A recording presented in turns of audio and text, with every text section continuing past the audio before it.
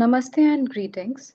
I, Sania Verma, researcher at IMPRI, Impact and Policy Research Institute, Prabhav Evam Niti Anusandhan Sansthan, Nai Delhi, extend my warmest welcome to you all to IMPRI Web Policy Learning.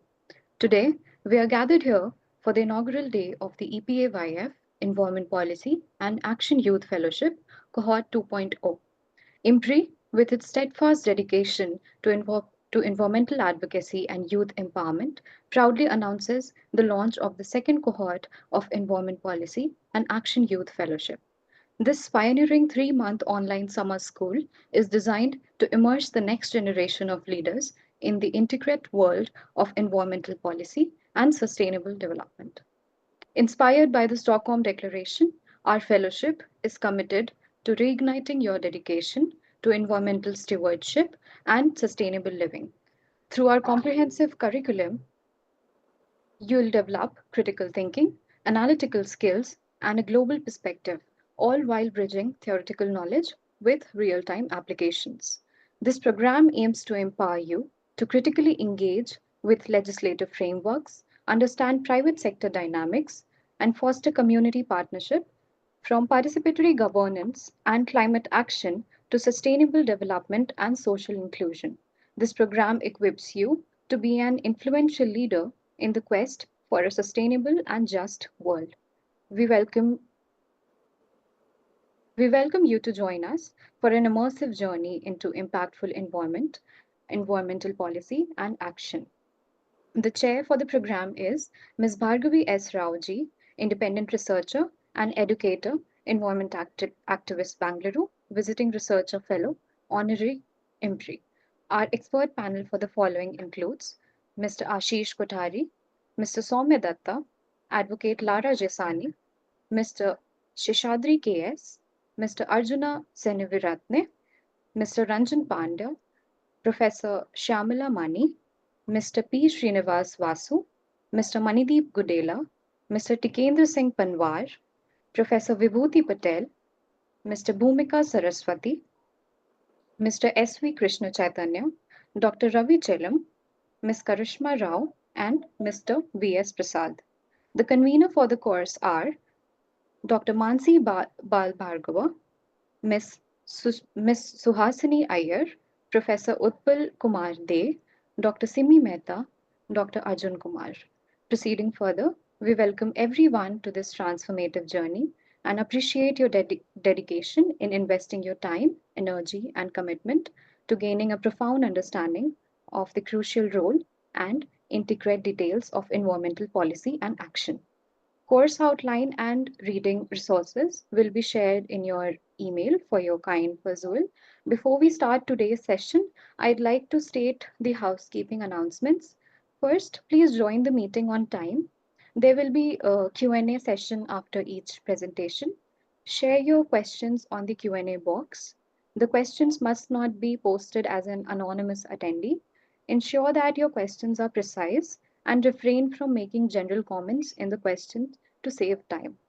To begin today's session, I'd like to invite our chair, Ms. Bhargavi S. Rao ji, independent researcher and educator, environmental activist Bangalore, and visiting senior fellow, honorary at IMPRI, to give her opening remarks. We welcome you, ma'am, and over to you. Thank you, Sanya. Namaste and good evening to everyone. It is both an honor and a responsibility to speak before you today at the beginning of a fellowship that holds such promise. Not just for those in this Zoom room, but largely for our entire planet. I thank Dr. Arjun Kumar, Dr. Simi Mehta, and the entire IMPRI family for giving me this opportunity. Going forward, we gather here at a time of deep paradox. On one side, we see increasing political fragmentation across the world, conflicts are rising, democracies are under strain, and international cooperation, the kind that is needed to confront shared global problems, are all faltering. And multilateral climate commitments are being tested, many rolled back or even delayed. And nations are distracted by short term economic recoveries, often at the cost of long term environmental resilience. And political borders are hardening, and fossil fuel interests are making a strong comeback in the name of growth and recovery. And on the other side lies a climate emergency that refuses to wait. Floods, droughts, forest fires, melting glaciers, heat waves, all these are no longer isolated events. They have become a pattern, they are a warning, and in many communities, especially in the global south, they are a lived reality already. So, where do you, the youth, come into this? So, you're not just the inheritors of this crisis, you're also the architects of transformation. And that is how I would like to see it. Across the world, we are seeing young people leading these movements with so much courage. Greta Thunberg's voice, which echo through the parliaments, Vanessa Nakate from Uganda spotlighting climate justice, then our own Indian youth movements demanding accountability from local governments. These are not symbolic acts, these are substantive political interventions. This course is being offered at a time when we as a country are facing the environmental tensions very, very starkly. On the one hand, we are seeing a surge in infrastructure projects that carry enormous ecological and social costs. For example, the Great Nicobar Island project, which threatens one of the most biodiverse regions of the world and home to indigenous communities, all in the name of a mega transshipment port. Then we have the Mumbai Coastal Road project, which is displacing fishing communities, destroying intertidal zones, putting a concrete lid on the fragile marine ecosystems. Then we have in the Himalayas the Char Dham highway, um, in the background of all the landslides and erosion and the devastation that ironically has cut off access instead of enabling it. And I can go on with the list of projects that's happening in each of our states. These are not just poor environmental decisions, they are failures of governance, of ethics, and of imagination. But alongside this troubling trend, uh, there is hope because we see sparks of hope that are coming from everywhere, and I draw a lot of energy from those. And these are powerful examples of community led resilience and also youth driven environmental justice. And just to name a few, the Kudambakam village in Tamil Nadu, where decentralized governance and ecological housing have been promoted by local leadership, or even in Kutch, which is otherwise also challenged with large scale solar parks today, does have some women led pastoral craft cooperatives that are struggling to revive the local traditional water conservation and regenerate the landscapes and the many livelihoods that are happening there. Then I can also give you examples of what's happening in Meghalaya from the Khasi and the Garo communities, where they are documenting the forests and mapping sacred groves and so on. So, like I said, these are not just fringe stories, they are like the blueprints for the future. And this fellowship, I think, therefore, is your invitation to engage with both these realities that we live in, to understand how power, policy, and profit often work against people and nature. But also, on the other hand, you will learn about how knowledge, courage, and collaboration can turn things around. So, over a period of the next few weeks, you will study a lot of environmental law, as Sanya has already shared. You will understand policy frameworks, explore grassroots movements, and most importantly, you will learn to question, connect, and take action. The sessions have been very carefully curated with a lot of background support from Priyanka, Sanya, and the entire team at IMPRI. And you will be learning from some of the best speakers in the country who bring with them decades of experience and expertise. And in the coming You will also dive into climate governance and community action and ecological ethics. And more than that, you will explore how systems work and how they must be challenged when they don't. So this fellowship, like I said, is not just about understanding policy, but it's also about understanding what it is it to negotiate better and who can negotiate better.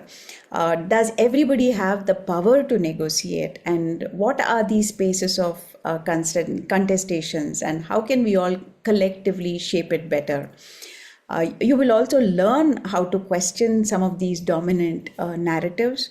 You will see how climate is also linked to class, caste, gender, religion, labor, land, disability, and more. Then you will also learn why it is important. All of this, why is it important? And you will also learn about what it is to co create with local communities and not speak for them. So, as we move forward, I would urge each and every one of you to bring your doubts, your questions, your own skill sets, and we need hopeful action, not just blind optimism, but very strategic and a collective resolve is what is needed. And more importantly, we need solidarity across disciplines, across communities, and across continents. In the cracks of the failing systems, the youth today are the only hope to build new ones.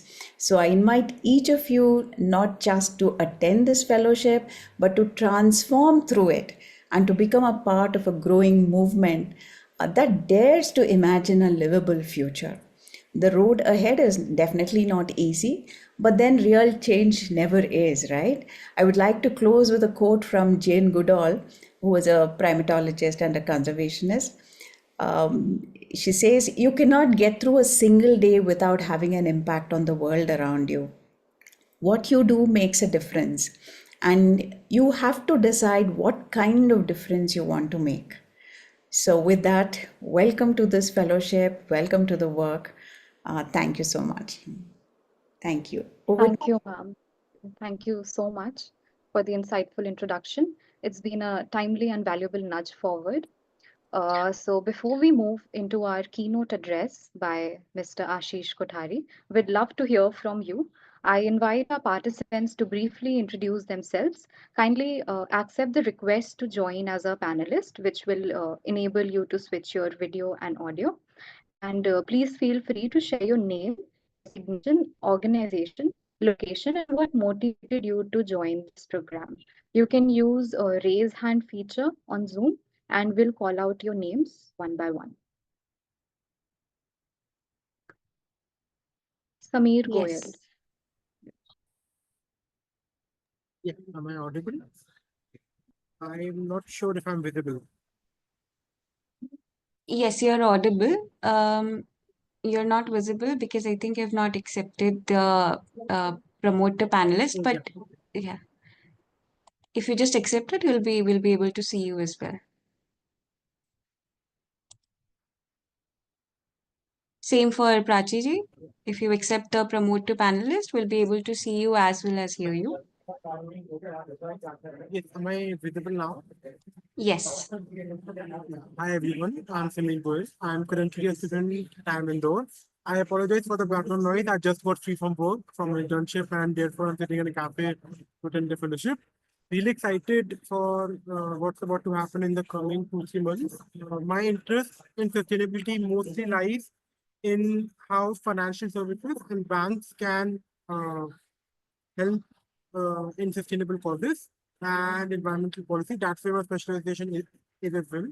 And in the last 2 months, I have uh, completed my CFA L2, and I'm hoping to learn more about environmental policy and sustainability so that I can combine my two core areas of interest. Thank you. I love you to meet you all.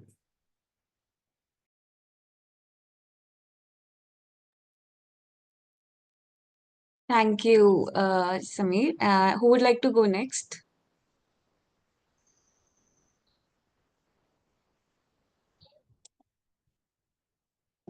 Hi, Hello, Sania. am I audible?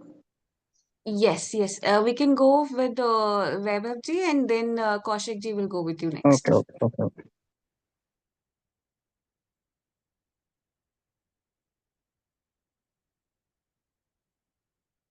Yes, yes, Vaibhav ji, please go ahead. Yes, sorry, the electricity has down at my place. Hi, everyone. Good evening. My name is Vaibhav, and presently I'm in Madhya Pradesh, in Mandla district. Previously, I worked with organization called Pradhan.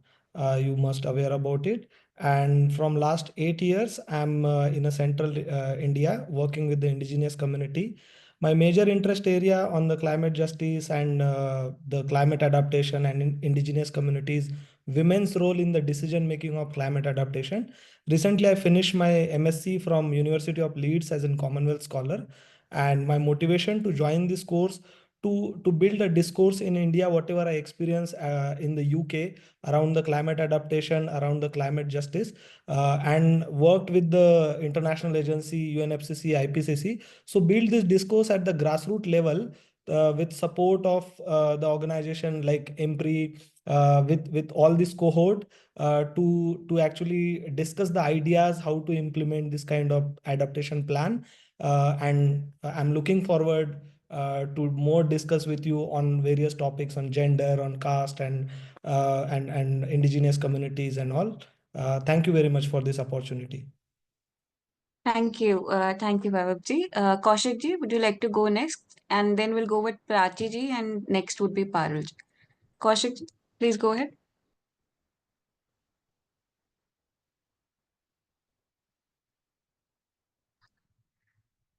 Okay, yeah, Sorry,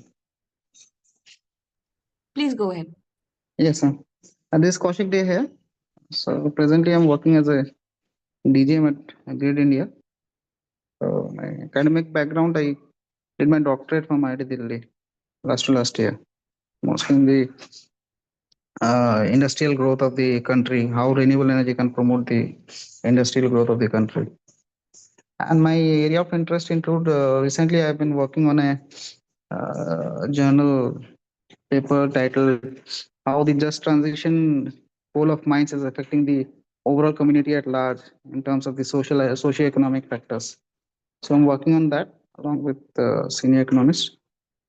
So my main motivation for joining this program is like to have a diverse network of like-minded people who are working on the similar areas so that I can get a more informed aspect of all the sustainable practices which have been happening globally and within India. So I'd like look forward to this program in the coming days. Thank you. Thank you, Kaushik ji. Prachi ji, please go ahead. Hi everyone. Thanks for having me as part of the fellowship. I have completed my graduation from Odisha, Bhubaneswar last year, October, post which I joined Boond and I was working on the menstrual program in Tamil Nadu, schools to educate on menstrual and sexual health awareness. My motivation for joining this fellowship was basically to deepen my understanding about environment, and my thesis in my college was in energy economics. So in order to proceed further in deep about what all can I do on ground, I wanted to have some substantial knowledge on the existing climate crisis and minorities, which the fellowship would help me with. So yeah, that's my motivation to join. Looking forward to learning and happy learning to everyone. Thank you so much. Thank you, Prachi ji. Kedar ji, please go ahead. Uh, Hello, my name is Kedar. I'm based. So returning to my home right now. So just to give background, I work with Trust Talk. I'm also doing my master's in business laws.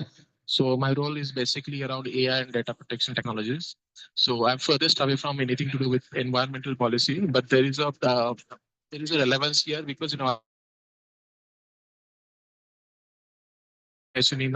Africa. So my work and project there was to create AI best library for UNFCCC and climate change terminology. So we created a library, as well as it was an information-based library. So post that, I also worked with government of Kenya in order to identify and build a prediction model for water budgets, which will help the government, their local government. So this is how I gained my interest, and I would like to continue working on that, especially with the focus in India. Thank you. Thank you, Kedarji. Aparna ji, please go ahead. Hello everyone, this is Aparna. I'm currently an undergraduate student in Tamil Nadu. So it is actually my research interest to work on the concepts of environmental management and then energy transition. So currently I am working on environmental education and environmental literacy in the local community to take forward environmental action better. So I'm trying to understand the behavioral studies that is associated here. That's all. Thank you, Aparna ji. Parul ji, please go ahead.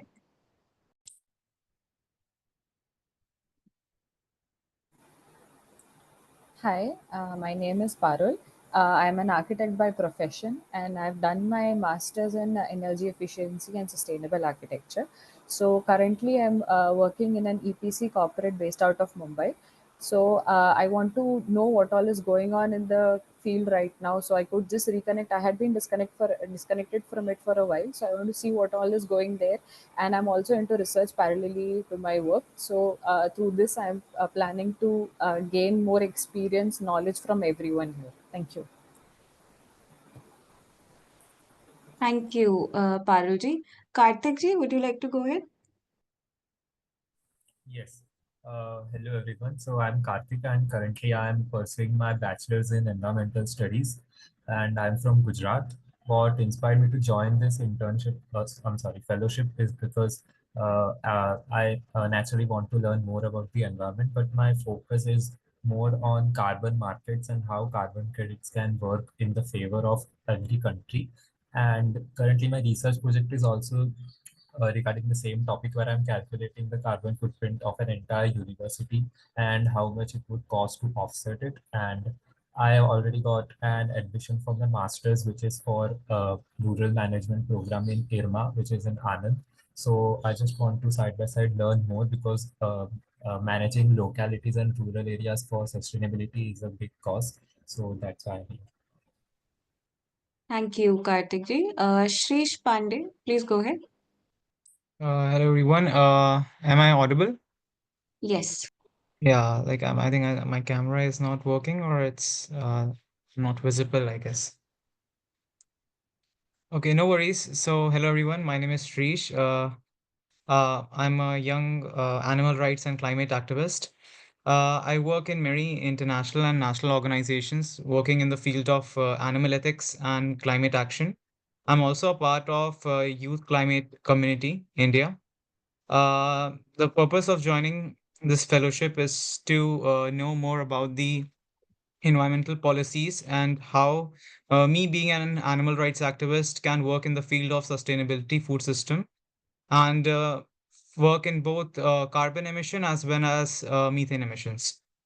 Thank you. Thank you. Next, Naga Varshini M. Could you please go ahead?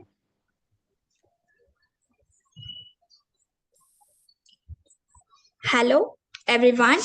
I'm Nagavarshini and I'm a recent graduate in Energy and Environmental Engineering from Tamil Nadu Agricultural University.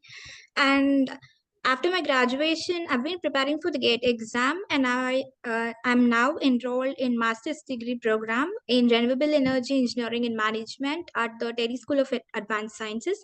The reason which drew me a lot to join this fellowship is that you tend to learn a lot about these policies, the laws, but in real time implementation aspect, I'm very curious to learn how it is implemented and what are the struggles we face in um, making it a real making it into the society.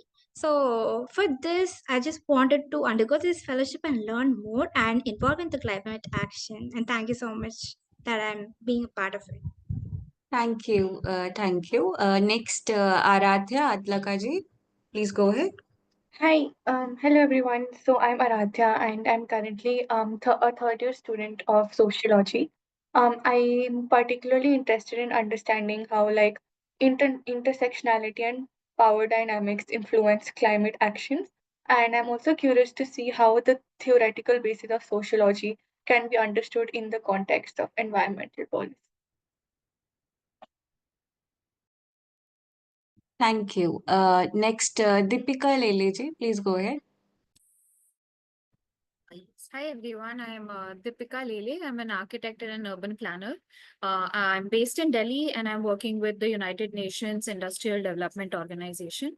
I'm working on a project of sustainable cities, and for the past 8 years, I've been working in the sector of waste management, urban waste management.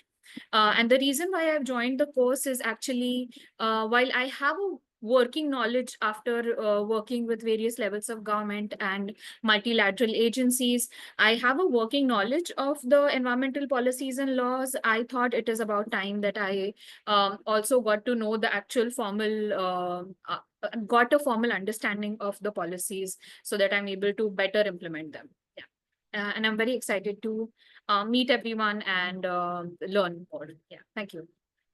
Thank you, Deepika. Ritvik Sinha, please go ahead.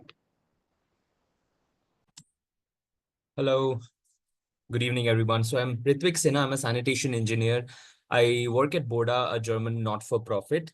Professionally, I explore the linkage between the wash sector and climate change. My work focuses on climate-resilient wash planning, retrofitting infrastructure, and measuring GHG emissions from sanitation systems to better inform policy and empower municipalities. Currently, I'm helping develop a climate action plan for a small city, which is Chintamani, 70 kilometers outside of Bangalore. And we are trying to ensure that the communities which are most impacted by the impacts of climate change are not left behind. Apart from that, I also work with partners in Bangladesh. And the reason I wanted to join this cohort is while I'm already working in this sector, what I need to understand is what is being greenwashed and what is actually greenfield. So, and where we can come in as practitioners. That was one of my major understandings that I wanted to take away from this cohort. Thank you. Thank you, Ritvik. Shivani ji, please go ahead.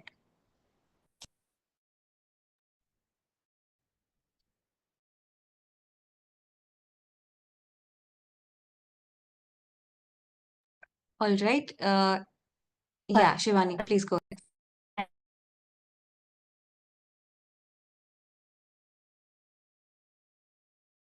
Bangalore. My main motivation to join this fellowship comes from the curiosity about how circular economic policies work and how we can build resilience in cities and create more sustainable urban spaces. I'm looking forward to learning and engaging in and contributing to meaningful conversations. Thank you. Thank you, Shivani. We couldn't hear your designation or the organization. Poor An network, I architect. guess. Yeah, I'm an Okay. architect based in Bangalore. Okay, okay. Good to hear Thank from you. you. Thank you. Thank you. Sujal Kumar Poddar, please go ahead. Yeah, hi everyone. I'm Sujal Kumar, a 20-year-old undergraduate student from MIT University, Kolkata. I'm studying economics and public policy. I'm passionate about research, public policy, and sustainability, and I'm currently working on a paper on algorithmic price discrimination under the mentorship of a Springer Journal guest editor. I've also co-founded a youth-led NGO, which is focused on SDG 4, which is basically education for all. And I'm excited to be a part of this fellowship to deepen my understanding of environmental policy and contribute meaningfully through my research on incentivizing sustainable consumer behavior. Looking forward to learning with you all. Thank you. Thank you, Sujal. Next, Karthik. Karthik, please go ahead.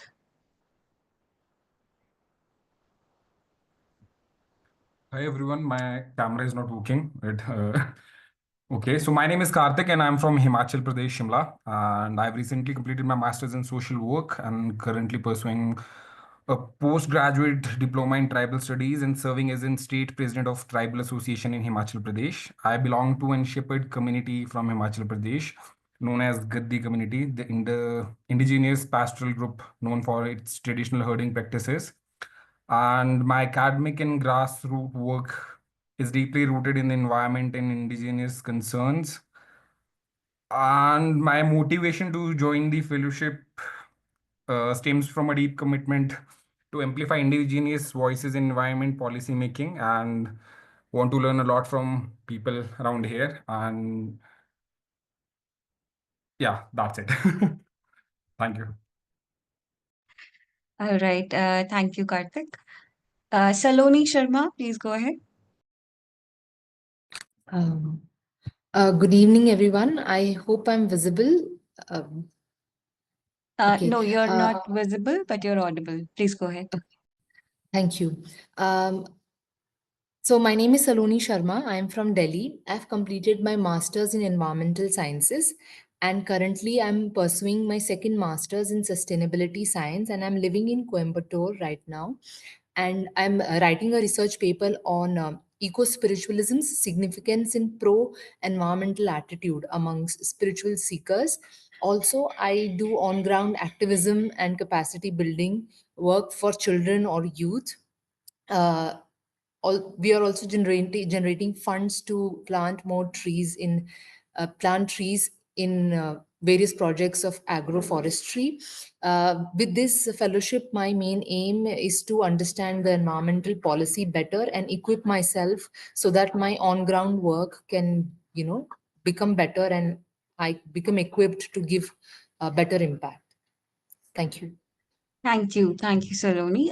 Kanchan Jaswal, please go ahead.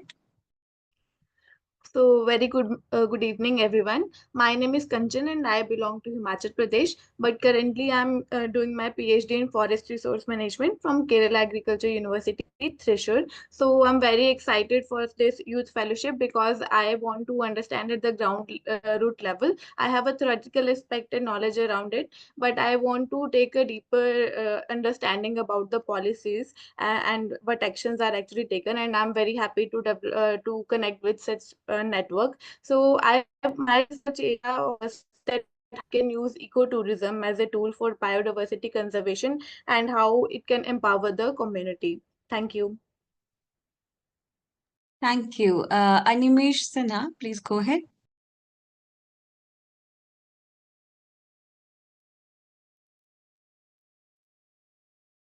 Hello. Am I audible? Yes. Hi. So I'm Animesh Sinha.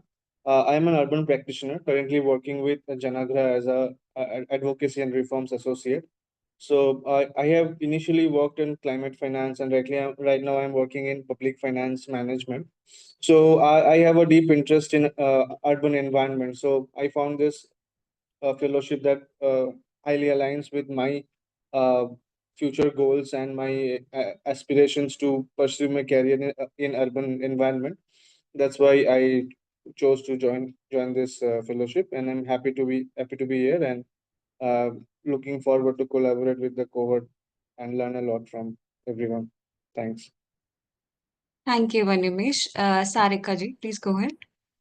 Hello everyone, myself Sarika. I'm currently pursuing my PhD on invasive species management, and I found this fellowship interested in because I actually during my PhD I'm working with the tribal community, and I want to learn more about the policies in the environment and how I can help them better and learn more in the policy sector. Yeah. Thank you, Sarika ji. Aishwarya Naik, would you like to go ahead next?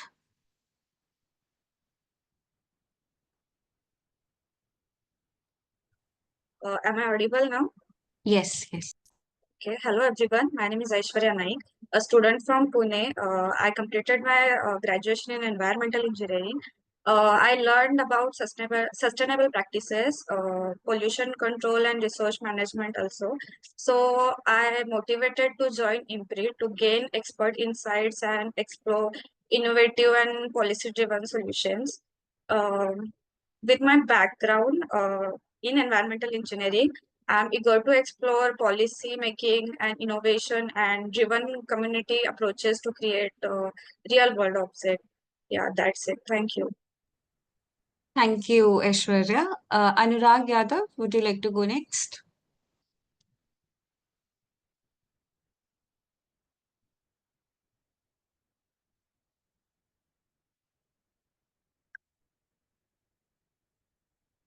If not, then Gauri Gupta.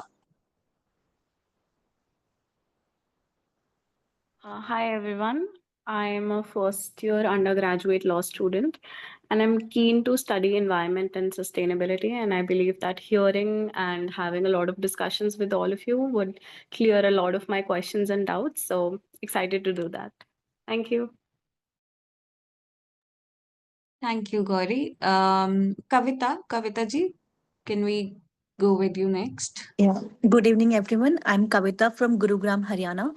Currently, I'm pursuing PhD in environmental science at USEM, Guru Gobind Singh Indraprastha University, Delhi. My major thrust areas include environmental communication, environmental governance, and sustainable resource management. My PhD thesis is on sustainable resource management regarding fuel wood and fodder management in 2 districts of South Haryana. I'm interested to join this fellowship as I know it will boost my professional competencies. I completed a diploma course also from WWF NLU, which was on environmental law and policy. I have theoretical knowledge regarding environmental policies, but the main problem or the issue here is the weak implementation of the policies. So I'm here to learn from the experts and from the social gratification that I'm sure that we will be having. I'm looking forward to learning at IMPRI. Thank you. Thank you, Kavita ji. Komal Kejriwal, would you like to go ahead next? Yeah, so hello all. I am Komal Keshriwal. I have recently completed my master's in economics, where my dissertation got a concern of climate finance and its resilience towards global shock. Currently, I am working as a wealth analyst and looking forward to learn more from the session. Thank you. Thank you, Komal. Kumar Aryan, would you go next? Yeah, hello everyone. My name is Aryan. I'm currently pursuing a master's in sociology at Jamia Millia Islamia. And why I wanted to pursue this fellowship is because my knowledge in urban studies, sociology, and political economy, combining it with the environment policy and how it turns out is what was the driving force behind it. So, yeah, looking forward to it. Thank you. Thank you, Aryan. Gautam SK, can you go next? Yes, I'm unable to turn on my video. Apologies for that. Are you able to hear me? Yes. Yeah, I'm Gautam. I'm from Mysore, Karnataka. I'm a recent graduate. I'm an aspiring freelance journalist, and my interests right now include public policy making in energy transition. And I'm currently working on a research on how decentralized energies can empower the communities. And my motivation to join this fellowship is kind on to meet like-minded people and uh, be part of this community and help along everybody. Thank you. Thank you, Gautam. Parul, would you like to go next? I'm already done. Okay. All right. Is anybody left? You can please raise hand. Yes, Nandini, please go ahead. Hello everyone, I'm Nandini Dayamani. I'm a fifth year bachelor student in urban design from Central University, Ahmedabad. And currently I'm interning in Delhi at BDP India. And I did my TRP about water security for urban housing therapy, which really intrigued me to know more about environmental policy and policy in general. So I think this fellowship will really help me to deepen my understanding as a upcoming researcher, which will help me to make better informed decisions as a designer. Thank you. Thank you, Nandini. Aravind Raj C, would you like to go ahead?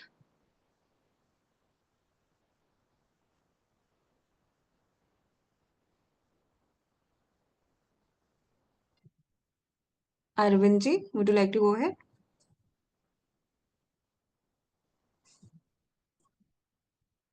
All right. If not, then Kamthan Lal Dimgel ji, if I'm not pronouncing it wrong. Yeah, please go ahead. Yeah, ma'am. My name is Kamthin Lal Dimyel. I'm from Manipur. I have finished master in 2020 and my specialization was ecology. Right now, I am teaching in Presidency College. So since I am ecological background, by joining this program, I think it will help me in my career and also deepen the knowledge of ecology related issue. Thank you. Thank you. Priya, would you like to go next? Hi everyone. Yeah, hi, Hello. you're audible. Yeah, please go ahead. Hello everyone. Good evening. My name is Priya. I'm currently a student of Masters in Environmental Studies from Delhi University. And the reason that I'm joining here is like I'm very much interested in policies and its impact. But apart from this, I'm someone who would like to bring all this knowledge into the field and would love to work with communal resilience building. So I'm very happy to join here and really motivated by all of your profiles. I'm very impressed that I'm here with the such people who have a who have done a lot, who are willing to do it. So just like our opening speaker said that we are all the leaders of transformation. So I'm feeling like one today. Thank you so much for having me. Thank you, Priya. Next, Srinidhi, would you like to go next?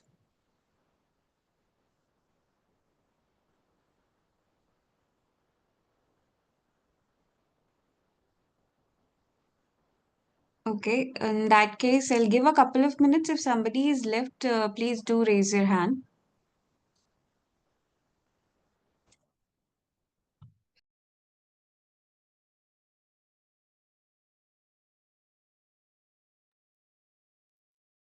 We have one introduction in the chat box. I'll just read it out.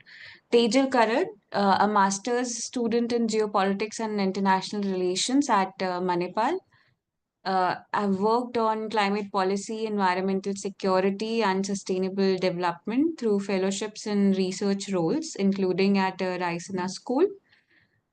And next, currently interning at the Center for Social and Economic Progress, CSEP, working on two projects related to green trade and climate diplomacy between India and China. Excited to engage, contribute meaningfully, and expand knowledge of sustainability at IMPRI. Currently traveling, and hence she's put her description in the chat box.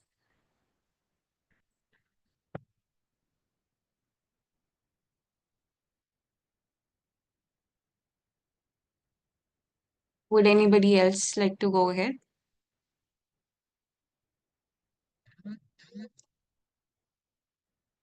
All right. In that case, I would like to invite Bhargavi ma'am.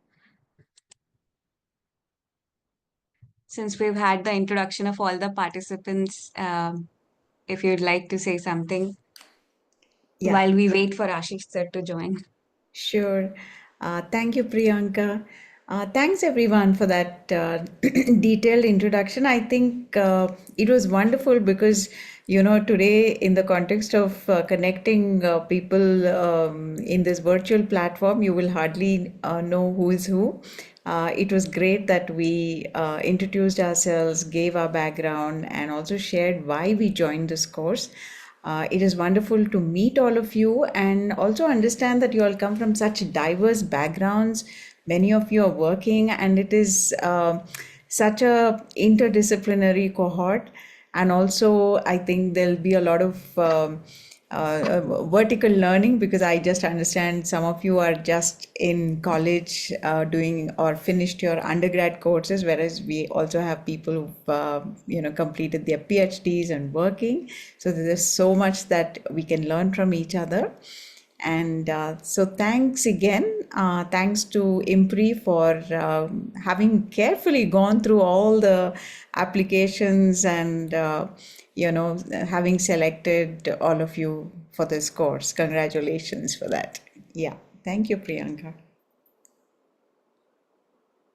Thank you, ma'am. I'm just seeing if we have missed out on anybody.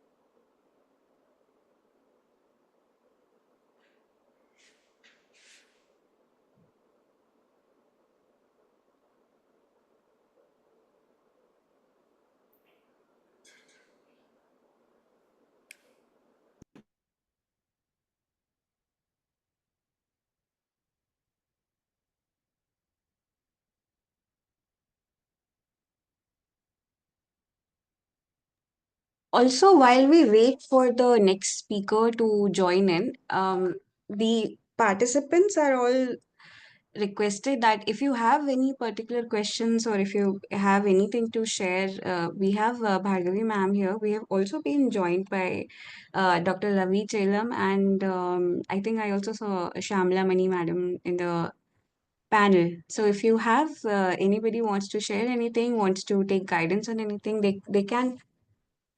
You're free to unmute and ask. Please go ahead.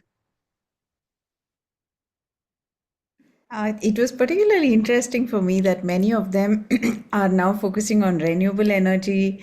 And I understand one of them is also a journalist. Somebody is doing engineering in renewable energy, which is really nice. And I hope over the next few weeks we will also learn a lot more and get to understand, the not so nice things that are happening in the context of renewable energy, particularly in our country. So I'm sure there will be a lot of opportunity to learn and exchange. Yeah, thank you. Dr. Ravi, would you like to uh, introduce yourself and also say something about the cohort? Because it was nice of you to have taken time and joined this session. Thank you so much. Good evening, everybody. I'm a wildlife biologist, conservation scientist, based in Bangalore. I studied the lions for my PhD 85 to 90. So that's a long time ago. And I've been involved with, recently, I've been engaging with this rather poorly planned attempt to bring African cheetahs to India. I think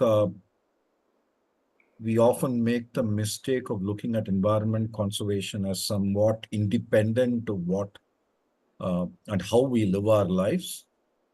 Nature left to itself doesn't require conservation. I mean, she knows perfectly well how to look after herself and look after us. It is the mess we create in the name of development that then calls upon us in our own selfish interest to try and conserve nature. So I'm beginning to question notions of national security, question notions of what is development, because if you don't have clean air, clean water, what use is national security? If you don't have the majority of our people, fellow citizens, not able to get meals a day, adequate education, adequate healthcare. What use is national security, and for whom is national security? And this whole industrial military complex that has taken over our lives. And each time there's a change in government, you see how the US has been dealing with the environment, and that often provides a leadership for the rest of the world as to the major landmark step forward. A sincere attempt by most countries to stick to their pledges. I'm glad we have a cohort of young people who all seem very highly motivated. Most of them are working. Many of them are also youngsters, undergrad and early postgrad kind of students.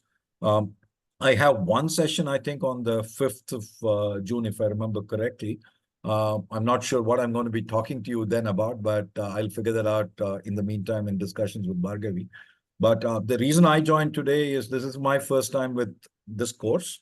I wanted to get a sense, flavor of what it is about, who the cohort is, who are the other people involved, because I can't come and parachute myself and just come and give the talk and walk off. I mean, I need to have context. I need to understand what your aspirations are and try and make myself relevant in that case.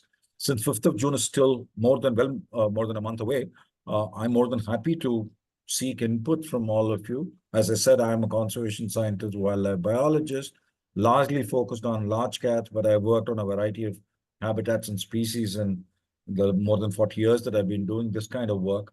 So if you guys have specific questions, specific requests, Priyanka, I don't know what is the best way to gather that, but I'm more than happy if in the next week or 10 days, these aspirations can be compiled.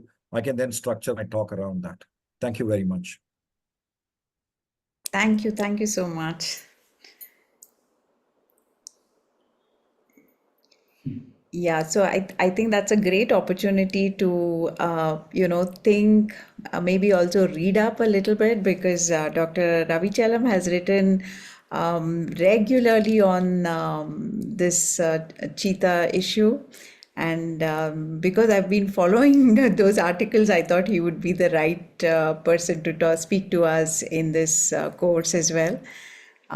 So I think we could give you all a little time, say till mid next week, to kind of gather some questions and thoughts, and then put it across to Dr. Chellam, and he can plan the talk accordingly. That'll be a really, a great way to get what we want for this course from our speaker. Thank you. Yes, ma'am, definitely. In the meantime, I would also like to present our guidelines document, which contains all the program time structure of all the sessions with the session names and times, as well as the various components of the fellowship. Just give me 1 second.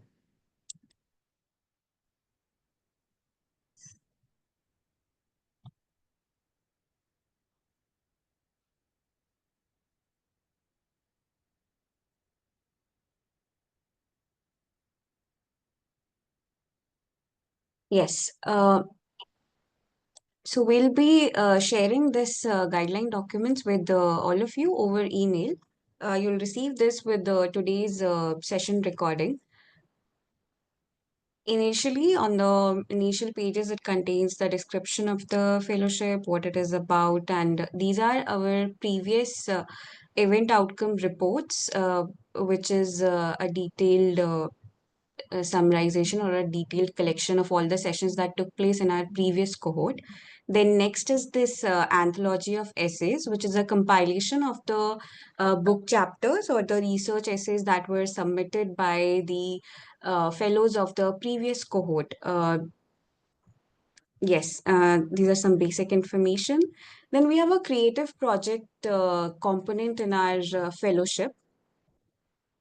As part of the fellowship, you are required to submit at the ultimately you are required to submit the book chapter, which will come out as the anthology of essays. The process for that starts with the abstract submission. So there are various deadlines that we have collected for that. And at the very last of this fellowship, that means the second last or the last sessions are dedicated for a presentation. The mode of that presentation is your choice. You can pick, like we've said, you can do a songs performance, you can do poetry, paintings, short films, documentaries, photo essays. However way you want to present your research is more than welcome. We just request that it should be a little limited to about 3 to 4 minutes so everybody can get to present it. This is all clearly listed in the program time structure, is available on the event page also, and it is also mentioned over here.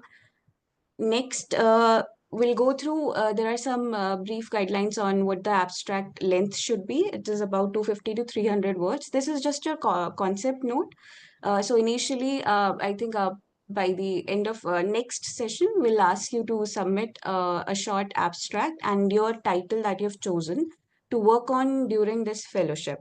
It will then be reviewed. It can also be, if time permits, we'll discuss it online during the session. If time does not permit, then we'll do this conversation via email, and you'll receive some feedback on it once Bhargavi ma'am has reviewed your abstracts. Next, I'll just quickly show that there are some, I just wanted to show this timeline structure. So it's for topic selection, then your abstract submission comes in. There's a small component of blog article. Last is your presentation, and then the research essay, which is your book chapter draft and its review process, and then the final publication. These are some of the deadlines which will be reminded to you via email and a WhatsApp group, which is also mentioned at the end of this guidelines document. So I just wanted to quickly show this. Yes, I think we've been joined by Sir. Yeah, thank you, Ravi sir. Thank you, Bhargavi ma'am and Priyanka ma'am. So this brings us to the end of participant introductions, and a very warm welcome to each one of you. Now, moving ahead, it is my privilege to invite Mr. Ashish Kothari ji, founder member of Kalpavriksha Pune, to deliver the keynote address. A very warm welcome to you, sir. The floor is yours. Hi, thank you. Hello. Sorry.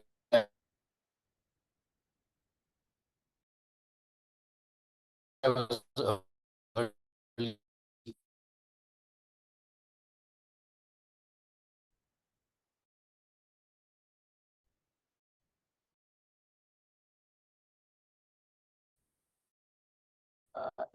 I Bhargavi, I just joined early because Yeah. Hi, Ashish. You're breaking. I don't know if it is my internet or every.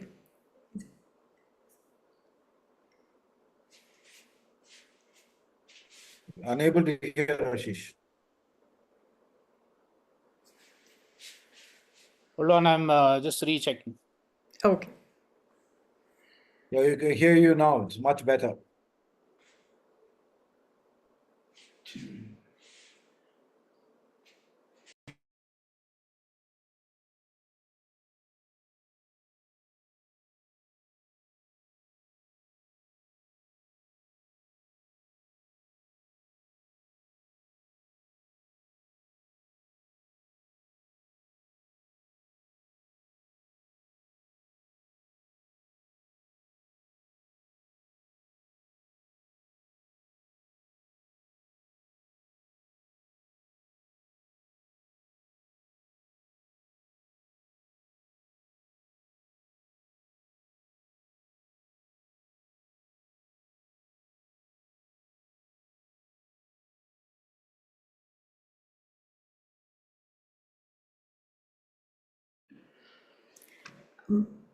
Priyanka, maybe you could just walk the participants through the program structure so that, you know, we could wait till Ashish can rejoin us. Yes, ma'am. Additionally, I wanted to put in the WhatsApp group link also in the chat box. Oh. And for, yes, just.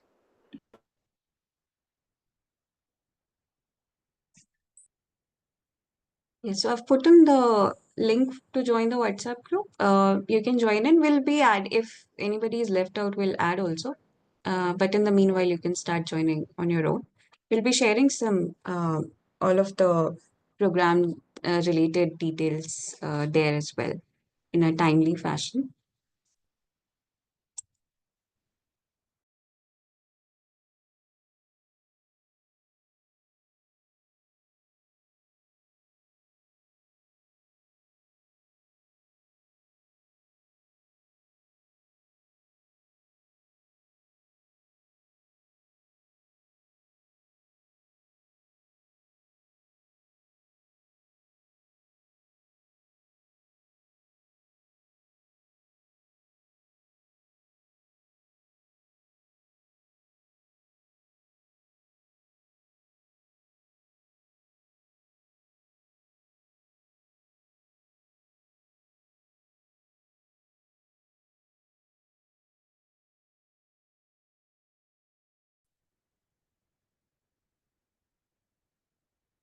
Hi, can you hear me?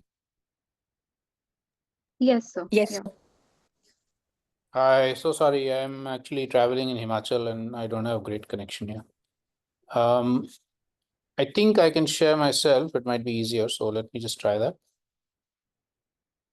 Are we already starting? I thought I was early.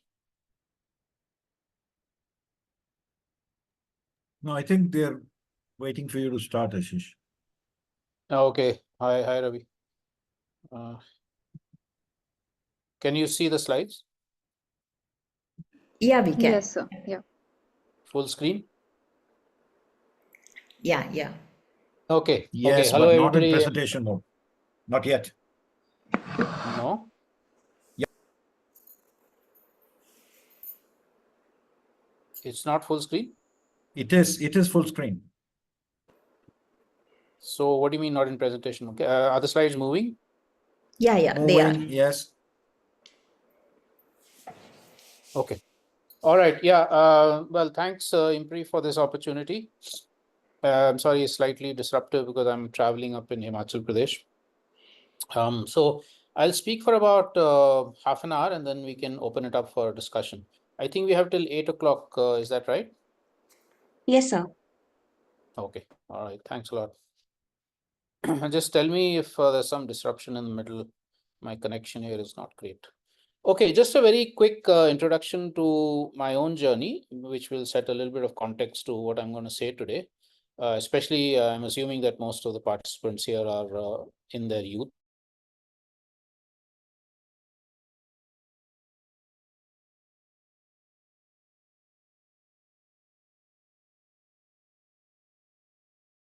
Bird watching in the Delhi Ridge Forest, which is one of the largest urban forests of the world. And we saw, of course, we used to enjoy ourselves, but we also saw that it was being destroyed for various urbanization processes.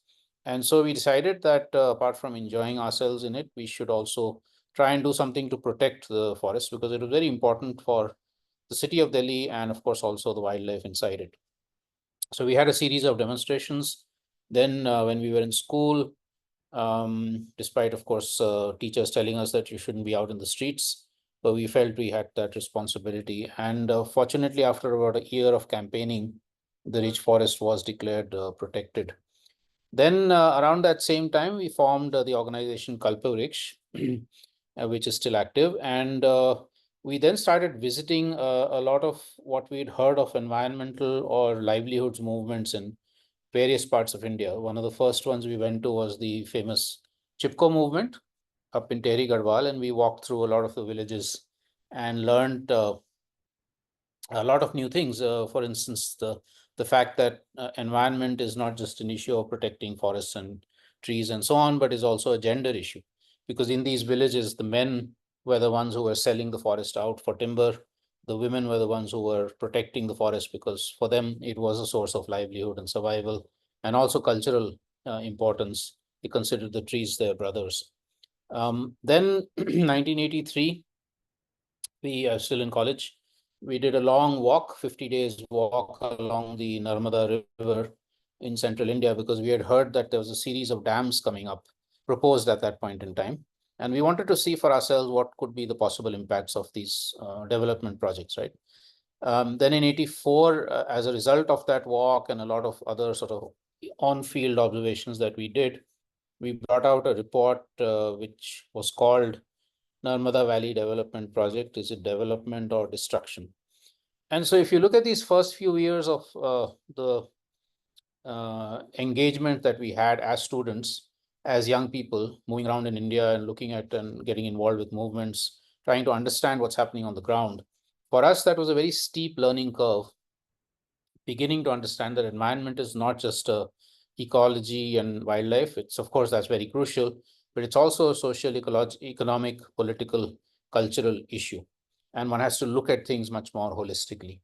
From that time onwards, actually, we've been asking this question, what really is development? Is it what is being promoted by the government and economists and corporations, or is it something else? And we also are asking questions about what is conservation? Is it just governments trying to protect tigers and elephants and so on? Or is it much more also about people being involved through their own agency, their own institutions, their own knowledge for conserving natural ecosystems and wildlife habitats? So that's been sort of a core part of a lot of work that we've done as part of Kalpavrikshan in network with a lot of other organizations, including the ones that, for instance, Ravi Chellam and others belong to, and Bhargavi belong to. So let me get into this presentation. Now, the first part of the presentation I'll do very, very quickly, which is looking at the crises today. And I'm going to do it quickly because any of us who happens to make the mistake of listening to the news or opening the newspaper will know that we're in serious crisis of all kinds. And I'm sure through this course, you'll be learning much more. So I'll do that very quickly, just in a couple of minutes, and to these multiple crises, and then especially looking at alternatives and solutions. And the third part, we'll look at what are the sorts of alternative frameworks emerging from these grounded grassroots initiatives and responses, right? Now, India's story, one part of the story, of course, is very high rates of economic growth. It's now considering itself to be the third or the fourth largest economy in the world, and so on. So if you look at a lot of normal indicators of development, we seem to be doing reasonably well. But we know that this growth, second highest growth on average in the world after China, has also come at the cost of nature, as you see in this advertisement, and at the cost of communities who are dependent on nature. We're talking about something like 60 million people who have been uprooted, physically displaced from their homes and thrown out for so-called development, right? We're also seeing that this is a process globally, not just in India, but globally, that is inherently unsustainable. You cannot have continuous growth on a finite planet. And that is being seen through things like climate crises, biodiversity crises, and crossing what are called the planetary limits. Almost all of the planetary limits within which human activity should be restricted are actually crossed already. The impacts of this are clear for hundreds of millions of people already, especially with things like climate and biodiversity. But also there's a connection between this and inequality, and this is very important for us to understand. So if you look at India, through the same process of development, we've actually become a much more unequal society, which is, as you can see here, 1% owning 70% of the wealth. And that's actually that gap between the rich and the poor is only increasing. And it's the rich who put the largest amount of pressure on nature and natural resources, whereas the poor have to then make do with lesser and lesser and lesser. And finally, and this is also very important, there's a connection between this model of development, which is pushed at all costs. So when people protest, when they resist, when they ask questions, in uncomfortable questions of the government, instead of engaging in dialogue, cracks down on dissent. And this is increasingly so, especially in the last 10 years, but even before that. And people like us start getting called not just anti-development, but also anti-national, seditionist, terrorist, and so on. So this is the overall sort of context in which I'm going to talk about alternatives over the next few minutes. And these are multiple crises which all of us face at one point or the other. The poor are the most affected. Women amongst the poor are the most affected. Children are the most affected. But in one way or the other, all of us, in whatever situation we're in, even the privileged, are impacted. If you're living in Delhi, for instance, through air pollution, or through social alienation and or overconsumption or whatever. So the biggest question that arises for all of us right now, for humanity, is are we condemned to go down the same pathways of development, or are there alternatives? Are there other ways of meeting our needs and aspirations? And I'm going to talk about two kinds, one very briefly and the other much more in detail. The first is resistance. I don't know if Dayamani ji spoke or not. I saw that she was there in the program, but I'm not sure that she spoke earlier. But if you look at did she speak? Did Dayamani ji speak today before me? No, sir. She couldn't make it today. Okay. Anyway, in case she's going to speak to you, she will tell you much more than I can, because she's on the ground in, at the forefront of resistance in central India. So what's happening is that wherever development projects like big dams and mining and ports and so on come in, they take people's land or forests or water, or all three, or all sorts of nature and natural resources. They of course destroy nature, but they also snatch these very crucial survival and livelihood resources from people. This picture is from about 40 years back, of a movement against two big mega hydroelectricity projects in central India on the river Indravati, where 300 Adivasi villages got together to protest against the dams and say that we don't want this because it's going to displace all of us and drown our forests. But also, and please listen to this carefully, they told the government that for you, the river is a commodity. You produce power from it. For us, the river is our mother. And as our mother, we will not allow it to be shackled by your dreams of progress, right? So you can see that in these movements, there's an articulation of no, we don't want this, but also an articulation of a very different way of relating to nature and to each other. And through that, these movements are also then challenging not just every individual project, but also the structures which create these sorts of processes, like capitalism, state domination, much older forms of patriarchy, racism, and the feeling that human beings are at the center of the earth, so we can do whatever we want with the planet. We can see these sorts of movements all across the world. The famous, of course, the iconic farmers movement in India, anti-racism movements in different parts of the world, the climate justice movements, youth movements for justice, and many others. And even in India, for instance, young people have come out very strongly using art and music as a form of protest against these kinds of destructive development projects. So that's one kind of alternative. But the other, which is a very important also, is, before I get to the other one, I just also want to quickly point out, and I'm sure you will do this over the next few days, and people like Bhargavi have been working on this, that what is coming in the form of solutions from the same governments and corporations that have created the problem are also as problematic. So, for instance, our government is talking a lot about electric cars instead of diesel and petrol cars. It sounds good, but actually, if you look at it, it's as problematic, if not more so, because electric cars also need mining of lithium. You can see the image there from, I think, Chile in Latin America. And they take as much space on the roads. They are only affordable by the rich. Batteries, we don't know what to do with them, etc. So instead of that, we have to think of much more fundamental alternatives, and that's what I'm going to point to. But you get an image, you get a glimpse of that in the right-hand side image, where you see that the same number of people that would require about 40, 50 cars to transport can be transported by one bus. Now that's thinking much more fundamentally of what a solution is, not simply from petrol to electricity. And if you look at mega solar projects and all, Bhargavi, I'm sure we'll talk about that, and the kind of land displacement and dispossession that is happening in the name of the climate solutions. So that's, and then if you look at India's budgets over the last few years, the so-called self-reliance budget, so Atmanirbhar Bharat budget, what is very ironical is that in the name of self-reliance, coal mining is actually still increasing in central India and displacing communities who actually are self-reliant, Adivasi communities who don't need anything from the outside economy. They rely on their land and forests. They're being displaced in the name of this so-called self-reliance. So there's a lot of double speak, a lot of hypocrisy in what our governments and corporations say are solutions.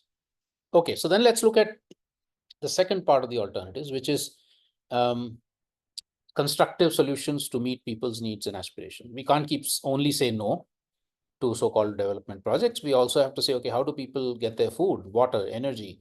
How do they have better education, health, a say in decision making, less gender injustice, etc. Right? So we have been documenting hundreds of examples across India and also with other organizations across the world to look at how people are evolving solutions from the ground. So mostly community-based, but also, of course, sometimes NGOs are involved, sometimes sensitive governments are also involved in that. And I'll give you some links to publications later on about where these are documented. Let me take the next 5-6 minutes to look at a few of these examples, just to give you a flavor of what's happening on the ground. So because and also to be able to convince you that this is not just up in the air abstract, but actually happening on the ground. One of probably the most inspiring example that for me in my life and for Kalpavriksha is coming from 5,000 Dalit women farmers in Telangana. As Dalit women, they have faced serious amounts of marginalization, oppression, suppression, etc., etc., hunger, malnutrition, and so on. About 40 years back, they formed sanghas or committees, women's committees in about 60, 70 villages, made a federation called DDS, Deccan Development Society. They brought back into cultivation all of their traditional seeds, especially millets or local, jawar, bajra, ragi, etc., also local pulses and local rice varieties. They turned completely to organic. They shared a lot of their knowledge and seeds rather than privatize them. And through that, I mean, I'm cutting a very long story very short. But through all of that, they were able to actually transform their lives to full food security in these 5,000 families on dryland farming, incidentally. No external irrigation, no external seeds, no external pesticides and fertilizers. But also then they started asserting that food should be in our hands. Why should it be in the hands of governments or corporations? So moving towards what they call food sovereignty or Anna Swaraj. They've also then moved over the last few decades into their own community media. They started India's first radio station. They are running a filmmaking unit and a lot more. If you go a little bit further north into central India, some of the villages who were involved in the movement against the mega hydroelectricity projects, which I mentioned earlier, when that movement happened, people within the villages were also beginning to ask this question that why are we only mobilizing ourselves against an external threat? We also need to look at our own internal affairs, right? How do we govern ourselves? What is our process? Is it democratic? Women started asking, why are we not involved in the decision-making processes, right? So over the last few decades, starting with one village called Mendha Lekha, about many more, like this cluster of about 90 villages have formed what they call much more active Gram Sabhas, asserting self-governance, asserting that they are the ones who should be deciding for matters that concern their lives, not governments. And anything government decides should also go through their Gram Sabhas, and then federating over a much larger landscape to resist mining, but also to create forms of livelihood security and so on. Now, talking about self-governance, possibly I'm going to give a few examples from outside India also. Maybe the world's most famous example of self-governance, and this leads us to a very interesting new definition of democracy, which I'll talk about later, is the Zapatista in what is today called Mexico. So these are indigenous peoples who about 40 years back declared autonomy. They said, we don't believe in a central nation state. So because the government has never actually delivered for us, we will govern ourselves. We will make sure we have a full livelihood security, that full democracy in our own communities, people's capacities to have a decision-making, a say in decision-making, and a lot more. So very, very interesting example of what can happen without a centralized government.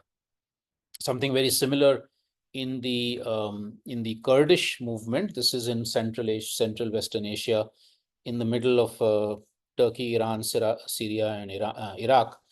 This is one of the most conflict-ridden zones in the world for many decades. The Kurdish ethnic community has been fighting for independence, but interestingly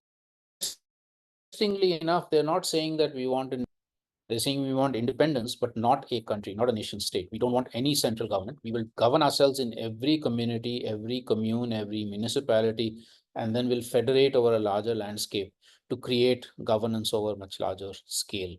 Unfortunately, of course, they're in the middle of war all the time. Right now, as you see, the conflict in Syria, before that, Turkey had been invading them. So it's a very difficult situation, but extremely inspiring what they're trying to do. And this, as in many of the other examples, is also very heavily based on feminist principles.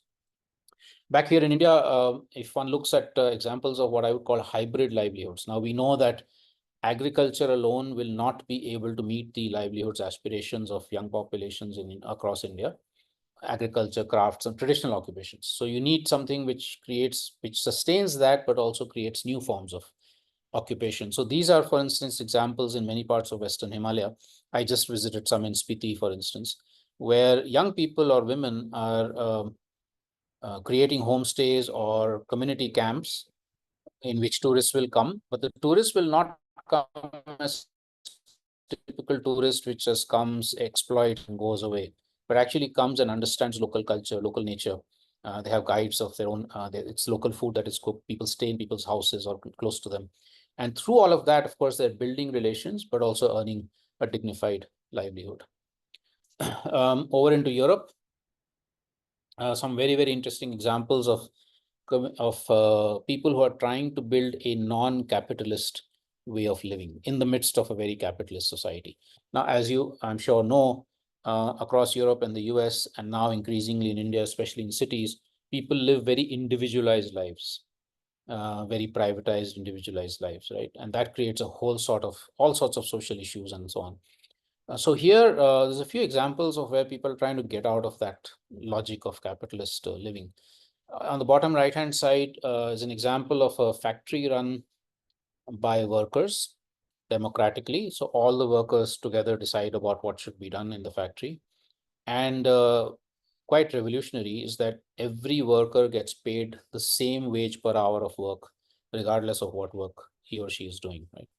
On the top right-hand side is a school that is run with very high quality teaching and equipment, but with very low fees. Now, how is that possible? If you look at India's so-called public schools, they're extremely expensive, right?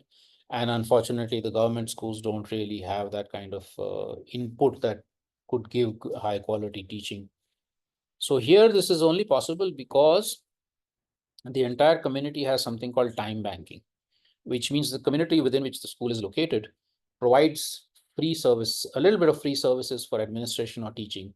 Like if I'm a physics professor, I might offer, like, say, 3 hours of free physics teaching in the school, right? So instead of money, it's actually time that's being exchanged, or skills that are being exchanged free of cost.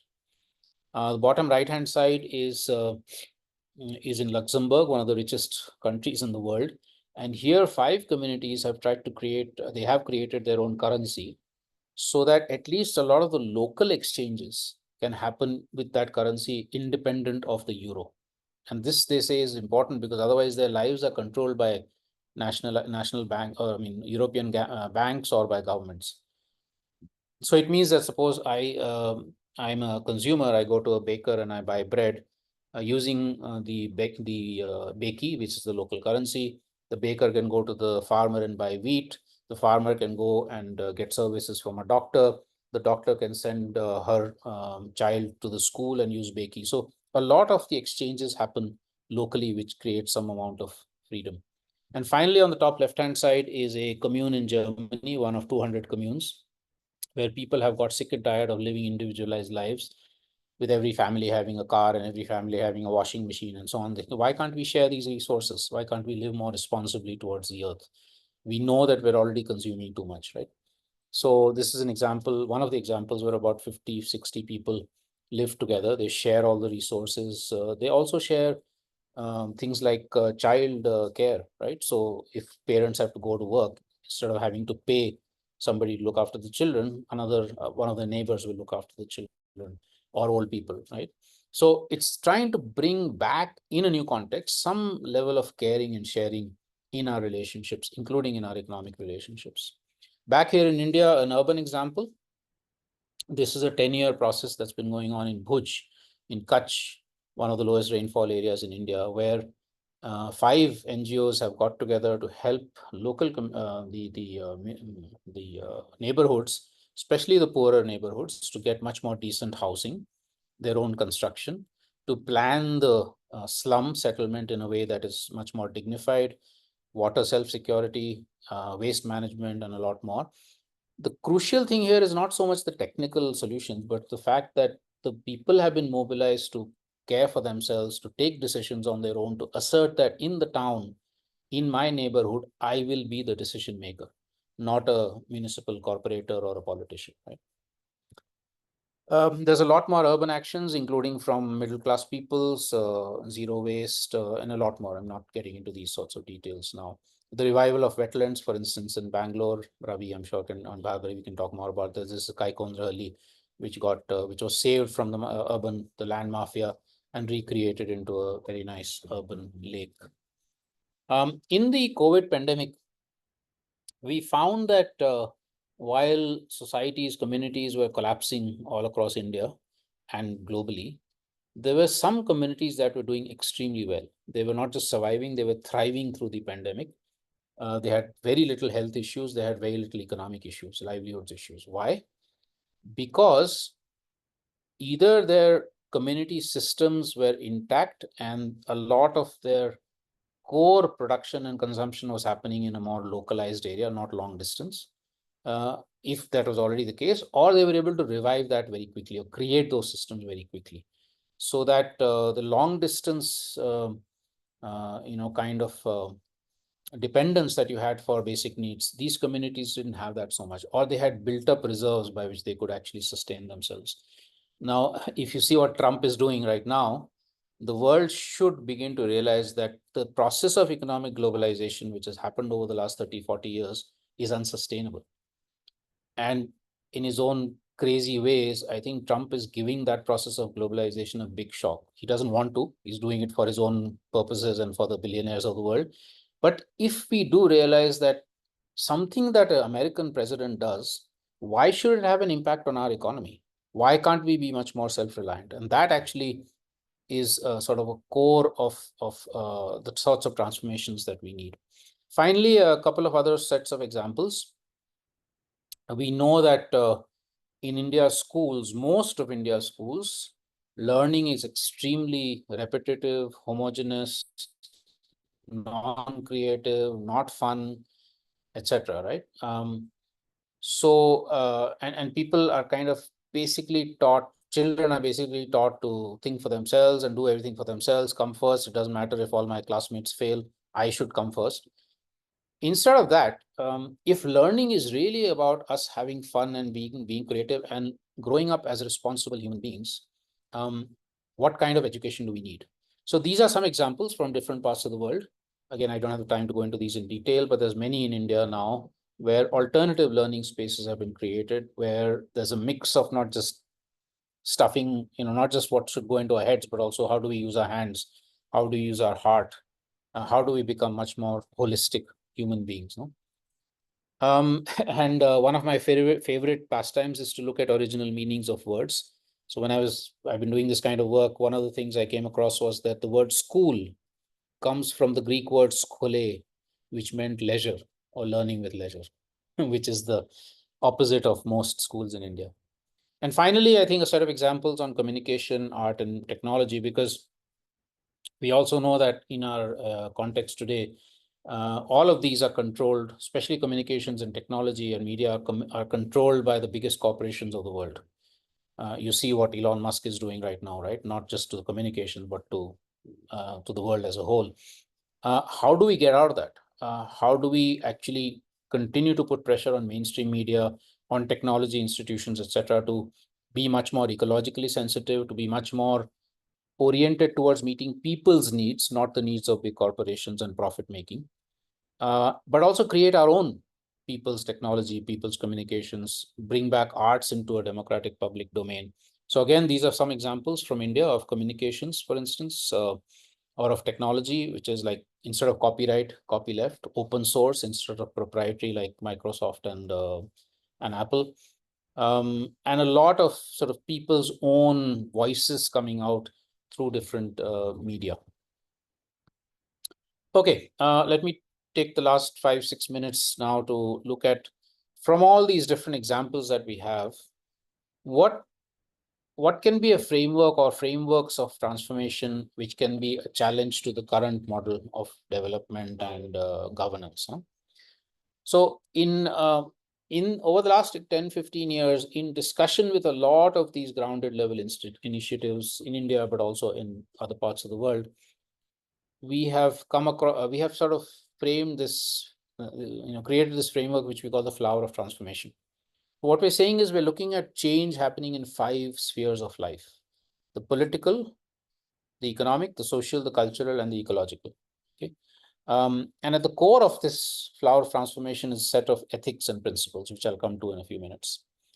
Very quickly, I'll describe some of these. I don't have the time to go into each of these in detail.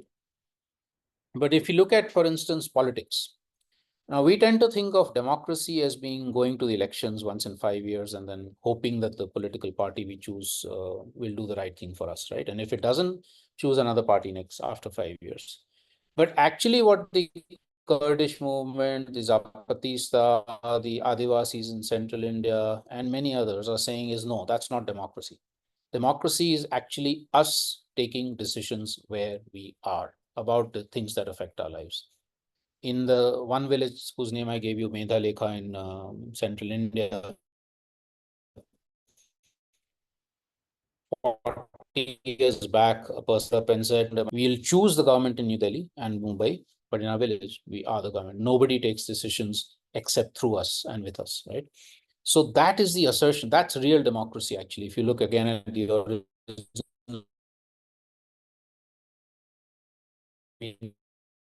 of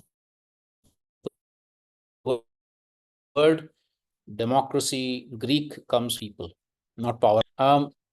But then this also leads to some very interesting discussion about what happens over larger landscapes. And I'll show you a map a bit in a minute, which looks at how even political boundaries begin to change when we think of democracy in this way.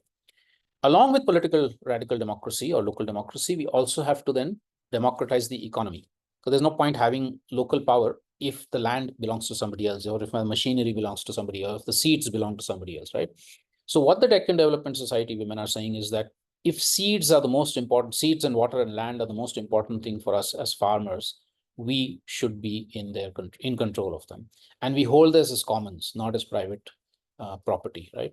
So the commons, bringing back a economy of caring and sharing rather than just money, money, money, money. Workers being in control of the means of production, not capitalists. And then you start looking at percentage economic growth or GDP growth is not a good indicator of any kind of well-being. It's actually a totally nonsensical indicator, right? So we need indicators like, does everybody have good, clean drinking water? Does everybody have clean air? Does everybody have good, nutritious food? Does everybody have good learning opportunities? Does everybody have voice and decision making? Are women equal to men, etc.? Those sorts of things are what become indicators and not this abstract GDP. The third aspect of this is that the first two will not be successful unless we also have struggles for creating gender justice, against casteism, against discrimination against so-called people with disabilities, and a lot more. Fourth, that we have to be able to sustain our cultural and knowledge diversity. Over 500 years of colonization, we seem to think that only modern science is knowledge, but actually there are many different forms of knowledge. In India, we have 7 different medicinal knowledge systems, for instance, not just allopathy. And that this knowledge and the cultural diversity, I don't know, many of you might know this, but India has 780 living languages, not dialects. Kutchi is not a dialect of Gujarati, it's a full language, right? In Spiti, I just came from Spiti. So Spitian or Boti or whatever are languages, they're not dialects of Hindi. So sustaining this diversity and all the knowledge that is inside this diversity of culture is as important a transformation. And the fifth one, and my favorite, and I'm sure Ravi would also jump with joy on this, is how do we reinsert ourselves within nature? Because, again, these last 300-400 years, we seem to have got this impression that we are at the top of some pyramid of life. This is what I learned in biology. I don't know. I hope it's still not there in biology textbooks, this left-hand side image where a man is on top of the, all life. But rather a circle of life, which is what indigenous peoples, Adivasis, have believed forever, right? That all species are equal and that we are part of nature. We are interdependent with all other natural species.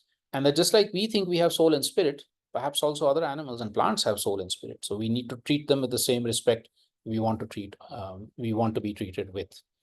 If you put all these things together, you actually come across this challenge to current political boundaries. I don't know how many of you know this, but China, for instance, right now is building the world's largest dam just north of Arunachal Pradesh on the Yangtze, which is the river that comes into India, becomes the Siang, and then becomes the Brahmaputra.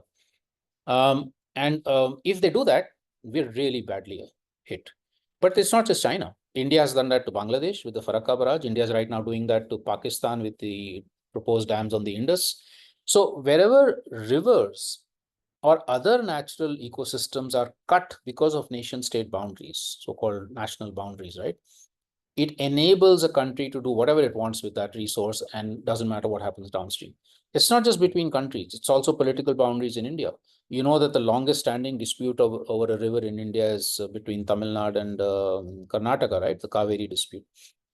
So how do we think of political boundaries from a much more ecological and cultural flows, even cultural flows? For instance, we used to have cultural people being able to migrate between Tibet and Ladakh for centuries, right? Now it's not possible because China has taken over Tibet and and India and China have this big fence in between.